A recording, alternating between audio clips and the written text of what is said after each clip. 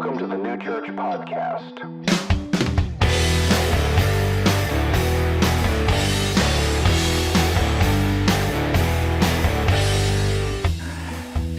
So when my kids were little, we had a new puppy. And it was about a year old. It had a really bad habit of running out the front door. One day, my mom, she was going out the door with her walker, and the dog saw this as another great opportunity to play, "Hey, want to chase me around the neighborhood?" We were getting ready to go somewhere, so most of us were already outside. When the dog ran past us on the driveway, ran directly into the street, and was immediately hit by a car. I mean, it happened so fast. I don't even know if the driver of the car noticed. They just kept going. So the pup just laying in the street. Everyone starts yelling. Vaughn starts crying. She and my dad, they run out to the dog. They pick it up. My dad says, "I don't think he's breathing." We get in the car. We start heading to the vet. I mean, that's a bad day. About halfway to the clinic, the dog pops his head up and he's like, "Where are we going? This is all very exciting." So we get to the clinic and we have him checked out anyway. Tell the vet what happened. Vaughn is still visibly shook up. She's got tears in her eyes. The dog's having a great time. But the vet doesn't believe us. This dog was not hit by a car. And I'm like, but he was. We all saw it happen. He was completely unconscious, lying in the road. Didn't come to for several minutes. He refused to believe us. Said, this dog was fine. There is no evidence this dog was hit by a car. Well, we stopped arguing with him and we went back home. And in case you're interested, yes, this is the same stupid dog that Angel rescued from the lake over spring break. Dog has more lives than a cat. My theory is he ran under the car, hit his head on the undercarriage, and was knocked out. But the vet refused to believe even that could have happened. I'm thinking maybe some of us are feeling a little bit like that ourselves this morning. We're all here on Easter to celebrate the resurrection of Jesus, celebrate that a man came back from the dead 2,000 years ago. Is there any part of you that's a bit skeptical? Why should we believe some guy came back from the dead? It was so long ago. I mean, what would happen if we applied the same standard to the resurrection of Jesus that we apply to other historical stories, folklore, myth? How do you think it would hold up? Do you think we could find any real evidence that it happened? Or do you think it's just going to be a matter of faith? That we can't really be sure about it? Because we can find plenty of people who will say it didn't happen, couldn't have happened. But there are a lot of historical details that have to be dealt with if we're going to deny the resurrection of Jesus is true. Starting with Jesus himself, even skeptical, unbelieving historians don't deny that a man named Jesus, who came from Nazareth, claimed to be the Messiah, that he was killed by the Jewish leaders on a Roman cross under the authority of Pontius Pilate. There's a scholar named Dr. Bart Ehrman, calls himself an agnostic atheist. He wrote a book called Did Jesus Exist? And his answer, from a secular, historical perspective, is undeniably yes. The abundance of historical documents, they provide solid evidence that Jesus was a real person who lived in the first century in the region of Palestine and was crucified by the Roman authorities. So Jesus really existed, and he was executed on a cross. But did he really come back from the dead? What evidence could we possibly have for that?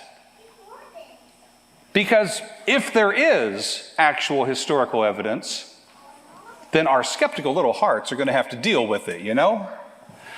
Well, the first historical fact that we're going to have to deal with is the tomb where they buried Jesus was discovered to be empty. And how do we know that? Well, if an event is recorded by two or more unconnected sources, historical confidence is increased by multiple occurrences. That's how history works. And we have at least 6 independent historical sources telling us that his tomb was found empty. Luke 24 says they went in and they didn't find the body of Jesus. John 20 says they saw the grave clothes, but not the body. 1 Corinthians 15 says he died and was buried and was raised. Mark 16 says the stone was rolled away. He is not here, he is risen. Matthew 28 says an angel rolled away the stone. Jesus has risen from the dead. And then Acts chapter 2 says God raised Jesus from the dead, and we're all witnesses. And you might be thinking, those are not independent sources. Those are all in the Bible. But see, the Bible is not a single book. It's a library of books. It's a collection of documents that were written by eyewitnesses, written while other eyewitnesses were still around to verify or deny the claims that it was making. Those are 6 independent documents. They were written by different people in different places at different times for different reasons. And some of them were written like within a few years of the crucifixion. And everyone knew about them. These were widespread documents. But we don't have any record of anyone standing up and saying, no way, I was there and that never happened. But it's not just believers. The Jewish and the Roman authorities, they also responded to the news of the empty tomb. They started rumors that the followers of Jesus had stolen his body.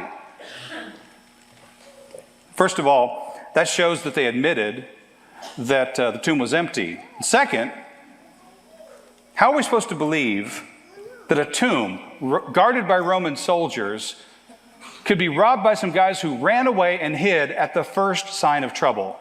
That's not very likely. So the tomb was empty. We have to deal with that historical fact. By the way, the stone wasn't rolled away to let Jesus out. It was rolled away so his followers could see the tomb was empty. But so what? That doesn't necessarily mean he came back from the dead just because he wasn't in the tomb. Well, then we also have to deal with the historical record that hundreds of people claimed to see Jesus after the crucifixion, after he was buried. In one of the earliest documents of the New Testament, a letter to the church in Corinth, the Apostle Paul lists a bunch of people that he knew who claimed to see the resurrected Jesus. In chapter 15, it says this. It says, Jesus appeared to Peter, then to the 12, then he appeared to more than 500 brothers at one time, most of whom are still alive. Then he appeared to James, then to all the apostles. Finally, he appeared also to me. And these are appearances that are also mentioned in other independent documents, both books of the Bible and secular sources of history. So there's no getting around the fact that a bunch of people claimed they saw the resurrected Jesus. But why on earth should we believe them? They might have just been making it up. They might have been tricked. They might have been delusional. Well, let's look at some of the people on that list. The disciples. When Jesus was arrested, remember, they all ran away. They denied him. They hid. After the crucifixion, they were devastated. They were demoralized. They lost all hope. They were in fear for their lives. They didn't expect this to happen. Their confidence in Jesus as the Messiah it was completely destroyed by his death. See, they were Jews. They had no concept of a Messiah who would be killed by his enemies. The Messiah was supposed to be a victorious king, going to save them from their oppressors, reestablish the kingdom of Israel. They didn't have a concept of a Messiah who was going to die and then come back to life. They also believed that anyone who was executed on a cross was literally cursed by God. So the crucifixion meant they were wrong about Jesus. They thought that was God judging him publicly. The cross meant that Jesus was lying. They had no motive to invent a story about Jesus coming back from the dead. So something had to change their mind. Belief in the resurrection, it happened suddenly and unexpectedly in the Christian community. So what changed? Why would they be so completely convinced of his resurrection, so convinced they were not afraid of death anymore? When they were threatened to deny Jesus or be killed, not one of them denied him. No one backed down. And we're not just talking about his disciples and his followers. We're also talking about unbelievers who saw the risen Jesus. Although they didn't stay unbelievers for long. During Jesus' ministry, his natural brothers and sisters, they showed up a few times to have a little intervention. Jesus, man, you got to stop all this Messiah stuff. It is crazy. You're going to get yourself killed. You're going to get all your friends killed. The brothers and sisters of Jesus, the people he grew up with, they did not believe the things Jesus said about himself. Not that I can blame them. Like if your brother started going around saying he was the Son of God with divine power to save the world, would you just drop everything and join their cult? I don't think so. I mean, my brother loves me. He thinks the world of me, but I'm pretty sure he draws the line at worshiping me. He knows me too well to confuse me with God. But after the resurrection, after Jesus shows up, has a little family reunion with them, they change their tune. His brother James, he becomes the leader of the church in Jerusalem. He and his brother Jude, they wrote a couple books about Jesus that are included in the New Testament. They both died for their faith. That's quite a change of perspective.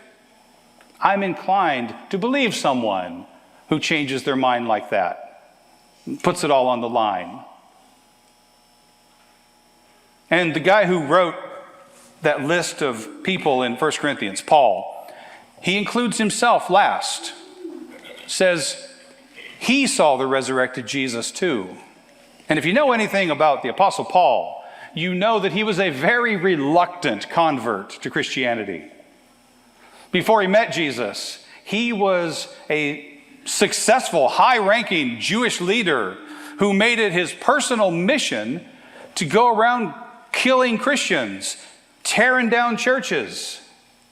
Well, one day the resurrected Jesus shows up, throws Paul on the ground, blinds him, and tells him to knock it off. It's like the manliest conversion in the whole Bible. Tells him to throw away his career, his status, and follow him. And he does. He spends the rest of his life telling people about the resurrection of Jesus, planting churches, taking the gospel to unbelievers, writing books of the Bible. Even the head disciple, Peter, he deferred to Paul as the authority on the teachings of Jesus. When Paul shows up in Jerusalem and sits down with Peter and they compare notes, and the teachings that Paul claimed to get directly from the resurrected Jesus were in perfect alignment with all the things Jesus had taught Peter and the other disciples, which is a miracle that hardly anyone ever talks about. Christians agreeing on doctrine and theology. When does that ever happen? So we got a guy who ran away scared and denied knowing Jesus, and a guy who murdered Christians and wanted to shut the whole thing down for a living. Something changed their minds. Peter and Paul, they were both killed by the Romans for talking about the resurrection of Jesus. I think they had to really believe it. They didn't have any other motive to put their lives on the line like that. People act like the resurrection was some kind of elaborate hoax. Do you really believe that all those separate people just happened to come up with the same big idea to lie about Jesus coming back from the dead? No cell phones, no internet. They just all spontaneously decide to pretend that Jesus came back from the dead for some reason. Why would they do that? What was in it for them? Most of them were brutally murdered for believing in the resurrection. People don't willingly die for something they know isn't true. There's no other way to explain any of this, except for the fact that they really believed Jesus rose from the dead. But I mean, just because they believed it, that doesn't make it true. People sincerely believe all kinds of things. People can be sincerely wrong. Because maybe they were tricked. Maybe Jesus didn't really die. Maybe somehow he survived the flogging, the cross, escaped from the tomb, and then just convinced people that he rose from the dead. But see, that doesn't work either. Mostly because it's medically impossible. The Roman executioners, they did their job all day, every day. They were professionals. They were good at it. They knew how to make sure someone was dead before they took him down from a cross. Also, the way Jesus was tortured to the point of death before he was even crucified, there's no way he was going to survive all those injuries. Pretty big stretch of the imagination. Jesus is beat up enough that they think he's dead. His unconscious body is sealed in a tomb that's guarded by Roman soldiers. Somehow he wakes up, finds the strength to roll the stone away all by himself from the inside, and then crawls out of the tomb in desperate need of medical attention, looking like he was hit by a train, sneaks past the guards, who run away in fear for some reason. And then this severely injured, bloody, ripped up man convinces his disciples that he was gloriously raised from the dead, like just before they take him to the ER. It's not defensible. Nobody would be talking about a resurrection if that's what happened. And it also doesn't hold up to scrutiny if we say they were all just hallucinating, that they imagined it, that they saw some kind of vision, or that they were crazy. Because we're not just talking about one person here. This is hundreds of people who claim to see Jesus alive. It didn't just happen once. It happened many times. Not just in one place, but in a bunch of different places. Not just to individuals either, but to groups of people. Not just to believers, but also to unbelievers. There aren't any textbook cases in psychology that can account for all of those factors. And even if they did hallucinate or have some kind of a vision, that wouldn't explain why they believed he came back from the dead. Because if Jesus showed up in a vision, that would have just proved to them that he was dead, or a ghost, that he was with God in heaven or something. Not raised from the dead, not a resurrected man back from the grave in a flesh and blood body that they could touch, who ate with them and drank with them. Also, this theory, it doesn't even attempt to explain the empty tomb. All the naturalistic theories fail to explain the historical facts. All of them. There's only one explanation that checks all the boxes. And it's the one given by the original eyewitnesses. God raised Jesus from the dead. That checks all the boxes. It makes sense of the empty tomb, the many appearances of Jesus to all those people, how a group of demoralized, frightened disciples suddenly transform into the bravest people the world has ever known, with a radical, unmovable, unshakable belief that death wasn't a threat to them anymore. But hold on now. That little skeptic in our heart, he's probably got a bit of a problem with this. Because to believe that God raised Jesus from the dead means it was a miracle. And how can that be possible? Are miracles possible? Well, I mean, if God exists, then of course they are. And we are in church. So, can you admit that it's at least possible that God might exist? And if he exists, then maybe it's at least possible that miracles could happen. I mean, if it was a miracle, it's going to be pretty hard to prove. It's kind of built right into the idea of a miracle, you know? They don't happen very often, and if they do, they're really hard to prove. But if God exists, then he's the one who does miracles, so can you at least go this far with me? It's at very least possible that the most likely explanation for the empty tomb and belief in the resurrection of Jesus, the only explanation that checks all the boxes, is that it's true. And if Jesus is truly raised from the dead, well, that means everything he said, all those things that got him killed in the first place, that means all those things that he said about himself, they're true too. What was it Jesus said about himself that made people so upset? He said he was the divine Son of God and the Messiah. He said he had come to fulfill the prophecies of the Hebrew Scriptures. That's what got him killed. The religious leaders, they thought that was blasphemy. He challenged their authority, and they saw this humble nobody from a tiny town in northern Israel as a threat to the stability to their entire culture. The Romans even saw him as a threat. Jesus said he came to save people from their sin and give them salvation. That he was the only way to God. Those are pretty big words from a little rabbi from Nazareth. He said, I am the way, the truth, and the life, that no one comes to the Father except through me.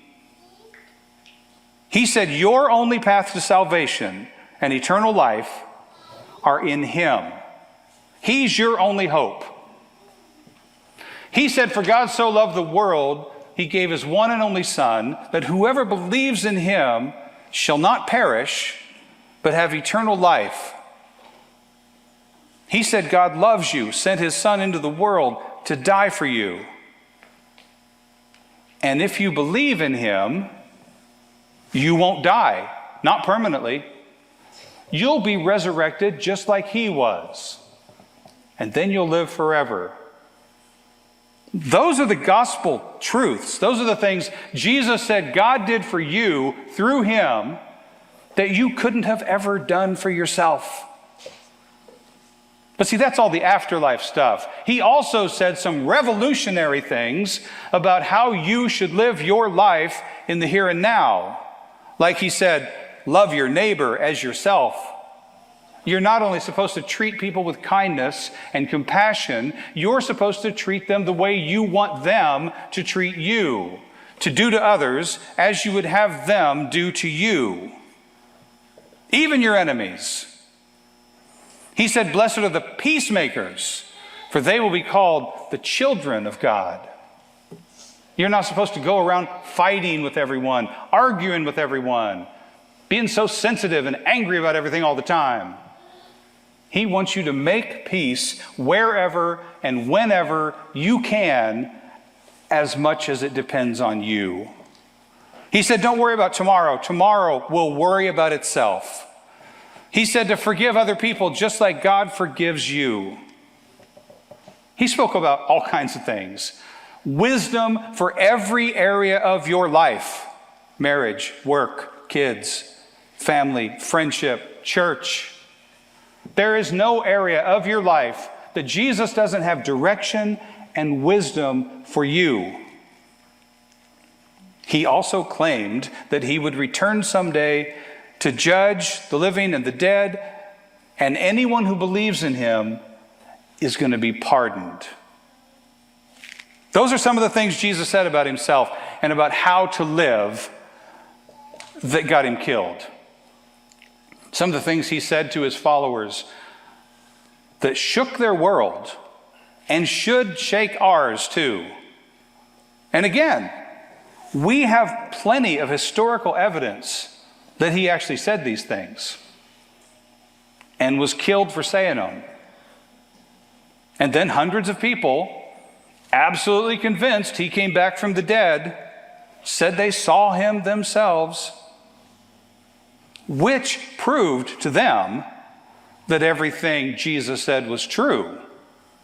And it's proof for us too.